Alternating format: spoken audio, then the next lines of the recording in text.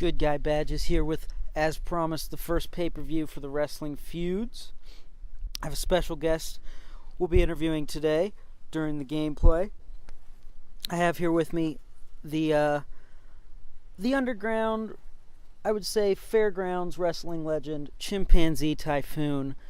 He's here to do a number of things. He's going to tell us about his career, compare his career to what is now the multi-million-dollar industry of professional wrestling, and give us some background on where he came from and his perspective on wrestling then and wrestling now. Chimpanze Typhoon, how are you?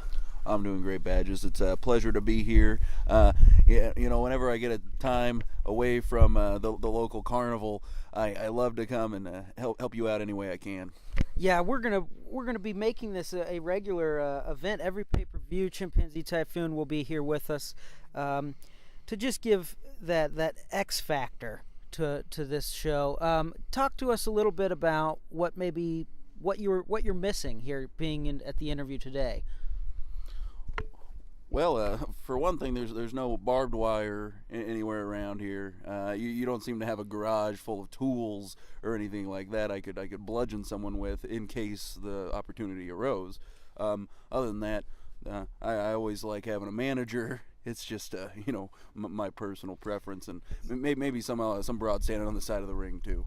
Yeah, I'm sorry about that. We did not allow you to bring your managers and your girl with you today, or your weapons. I understand that you must have already kind of cased the joint. You have kind of an instinctual radar for things like barbed wire and meat cleavers and things like that nowadays. Sure, pretty much any household object. You can break a chair and then use that chair that's broken as a weapon. Yeah. Okay. An ironing board, an iron. I could probably rip off a door handle and hit you with it. Absolutely. So you're, just to give people that don't know a perspective here, you're one of those guys that is a wrestler's wrestler. You're definitely in the fairgrounds, in the trenches, doing the stuff that the big guys, the big guys as in superstars, don't really have the balls or the courage or the insanity level to do. Well, that's right. I'm a lifelong member, fully devoted to this occupation. I work pretty much 6 days a week, except for Christian holidays. Of course, yeah. I pretty much devoted my life, my blood, my bones, and my soul to this career. I take it very seriously. Absolutely, I've noticed that. I mean, we've talked a little bit about your seriousness, but talk to us about the fun that can be had when you're in the ring and you're basically just beating down on, sometimes in your case, just local volunteers. Sometimes they can't afford to pay you and someone else, and sometimes the people that are willing to take you on in the ring is just not real. That's kind of dried up. So talk to us a little bit about the fun that you have while performing, we should say. Well, as a matter of fact, like you said, there's not a whole lot of people who like to get into the ring with me anymore. I kind of got a reputation as really just a violent man. But time to time, they'll run a contest with the test of strength. They'll see who hits the bell, and then they'll send that guy over to the ring with me. And I first, I kind of dance around with him. Throw him into the turnbuckle pad, give him a sleeper hold, something like that. And then you start to really hurt the guy. I mean, I saw you one time in one of my favorite matches that you've ever done. It was an official break my foot off in your ass contest where you literally beat a guy until your foot, you're actually wearing the cast now, was broken by trying to stick it up his ass and really hurt the guy. Yeah, well, pretty much any time you stick your foot in a guy's asshole, there's not a whole lot of room, to maneuver around in there. You accidentally wedge it, get a little inertia, and it snaps right off. Yeah, I mean, that guy was unconscious, though. I mean, he was basically, dead on the ground there. I mean, it took some doing even without him giving any restraint at all.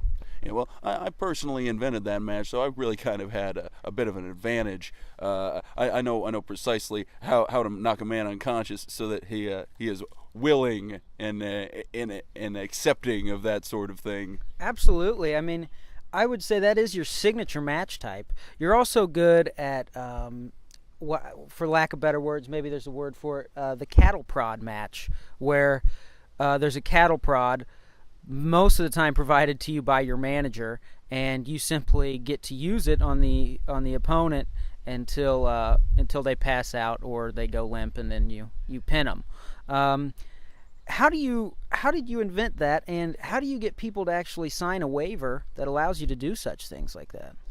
Well, actually, my manager, Fabulous Frankie Flowers, he came up with that particular match type. He owns a cattle ranch, and That's right. pretty much the thing with the release forms is funny. You feed a guy half a bottle of Jim Beam, and suddenly he's willing to sign just about anything you put in front of him. That's true. I mean, basically, at the fairgrounds where you do most of your work, it's basically you lure guys in with free drugs and liquor and a peep show of sorts, and this peep show consists of, well, I've tried to avoid the peep shows myself, but from what I've heard, there's a woman performing sexual things with animals, different types of animals, from domesticated dogs to barnyard animals, and they watch her do her thing, and then you get them drunk enough and loosened up enough, and then you challenge those people to a fight. And I think you get that extra motivation for that fight because these men have been watching your wife perform for 2 or 3 hours with various animals, and that can build up some resentment in your part, I'm sure.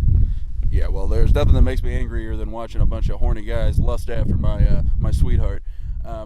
Pretty much anytime I see some guy drooling or making eyes, I tap him on the shoulder, then I turn him around, then I throw my fist into his face. Yeah, that's your signature. You're definitely more of a, I guess if we had to categorize it, kind of a boxer type. It's not really wrestling much. It's clotheslines, axe handle slams, the fist to the face, and then of course the massive use of foreign objects and weapons. Yes, well, some of my wrestling icons, the people that I hold in very high esteem, guys like Junkyard Dog, Earthquake, just pretty much big, mean motherfuckers who aren't afraid to really crack some bones. Yeah, that's for sure. Well, what do you think about today's wrestlers? What do you think about, for example, here in this match, a guy like Rob Van Dam, who can do a lot of high risk agility moves, and also participates in some foreign objects and things like that, but actually has athletic skills and is maybe an athlete that could perform in a number of different situations, not just professional wrestling. Well, I respect athleticism, things of that sort, but really, what my particular style is fueled off of is beer and hot dogs.